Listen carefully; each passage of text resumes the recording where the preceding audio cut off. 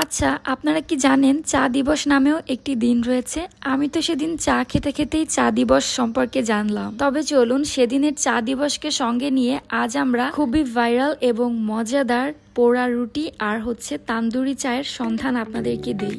যারা চা লাভার আছে মাস্ট হ্যাভ, এটা ট্রাই করতেই হবে। আর অলসো সেদিন আরো কি করলাম তা নিয়ে থাকছে আজকের ব্লগ। আসসালামু আলাইকুম, hello everyone, this is Silvi and I am from SR stories. I hope you all are doing good. আজকের ব্লগটা স্টার্ট করি এখান থেকে, আমার কাজ দিয়ে শুরু। কারণ আপনাদের রিফাত ভাইয়া আজ চলে এসেছে সন্ধ্যার পরে। তো সন্ধ্যার পর ওর জন্য আমি একটু নাস্তা বানাচ্ছি। অনেকদিন নুডলস বানাই না, তাই আমি খুবই চটজলদি করে নুডলসটা বানিয়ে নিলাম। স্পেশাল কিছুই না, খুবই অল্প উপকরণ, ডিম, পেঁয়াজ, কাঁচামরিচ, এই তো। বানানোর পর ওকে আমি খেতে দিয়ে দিই। এদিক দিয়ে আমার একটি কাজিন ওর জন্য চা বানাচ্ছে।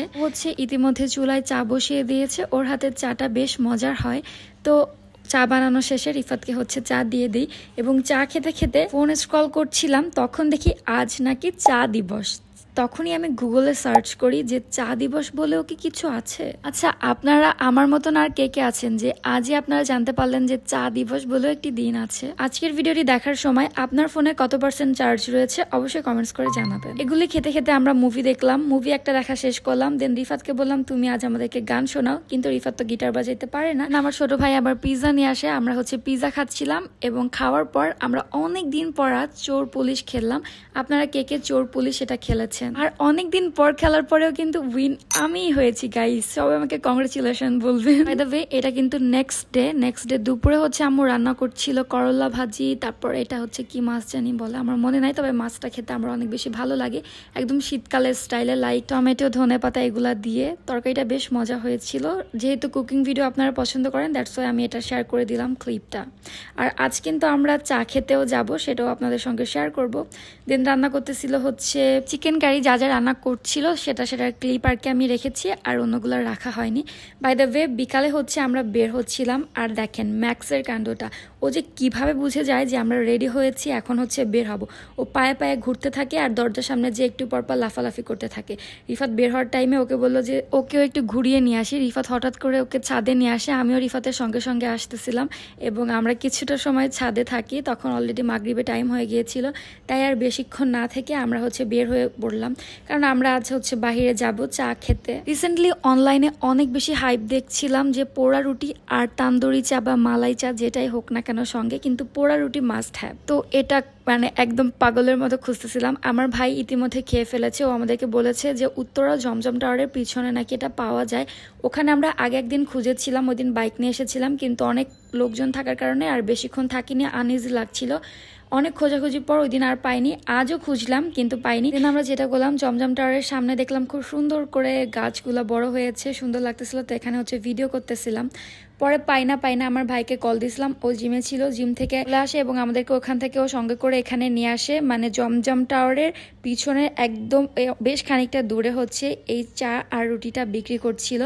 এসে তো আমি এত বেশি এক্সাইটেড এটা ট্রাই করার জন্য। এটা ছিল কুষ্টিয়ার বিখ্যাত পোড়া রুটি আর তান্দুরি চা। একটা একটা করে হচ্ছিল। আমি তো সবগুলার ক্লিপ নিয়ে রেখেছি, আমাকে দেখলেই বুঝতে পারবেন যে আমি কতটা বেশি এক্সাইটেড এটার জন্য। এখানে বসার তেমন স্পেস ছিল না, আমরা বেশ কিছুটা সময় দাঁড়িয়ে থাকি আমাদের খাবার হয়ে যাওয়ার পরেও। কারণ এটা হওয়ার পর এটাকে বসে আরাম করে তৃপ্তি করে খেতে হবে, কারণ চা এমনিতেই গরম থাকে।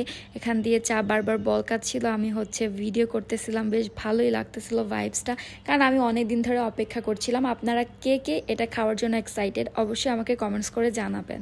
চলে এসেছে আমাদের পোড়া রুটি আর মালাই।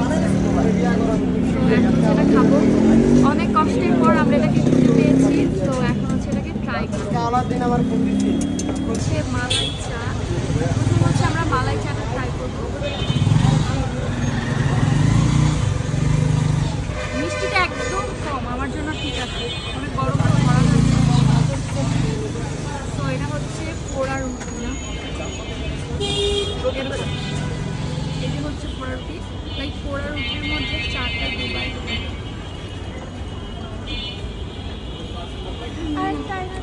এত গরম, চিড়া খাইলে ভালো, চিড়া খাইলে।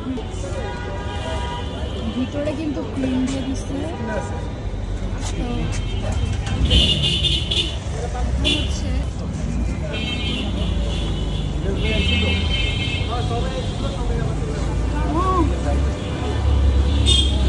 গরম।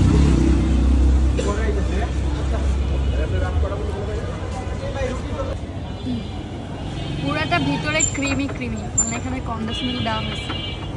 ছোটবেলায় কন্ডেন্স মিল্ক চুরি করে খেতাম, গুঁড়া দুধ condense milk.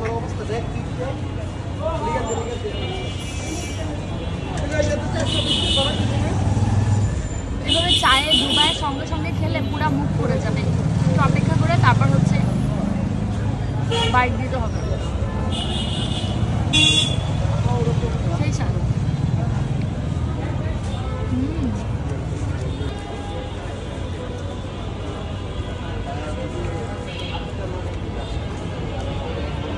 This is two good ভাই।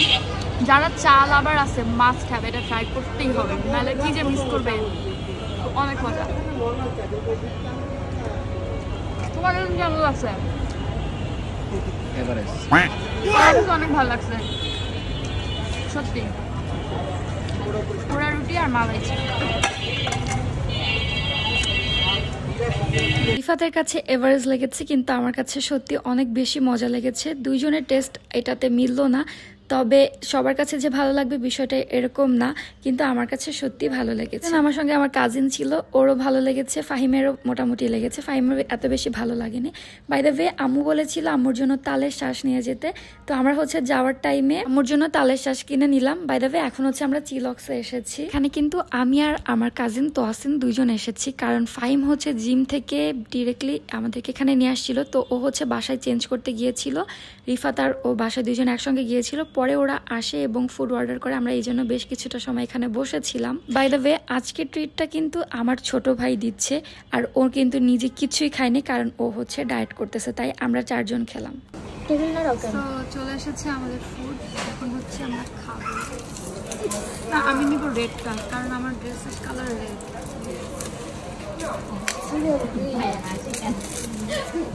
So this is my coffee. Tosin ছবি তুলতে। তুমি ছাড়ো। This is my.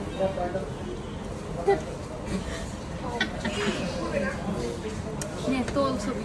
এটা টোটালি ফান করতেছিলাম ওকে খেপানোর জন্য, লাইক ওকে ছবি তুলতে দিব না এই জন্য। আবার আমিও ভিডিও করতেছিলাম। এদিক দিয়ে চিকেন ফিঙ্গার্সগুলো আমার কাছে অনেক বেশি ভালো লাগে, আমি আসলেই এটা খাই। সবাই বলতেছিল আমার তো ফাহিমের মতো হওয়া উচিত, যে ও হচ্ছে জিম থেকে আসছে, ডায়েট করতেছে, তাই ও এখানে আমাদেরকে খাওয়াচ্ছে, তাও নিজে কিছু খেলো না।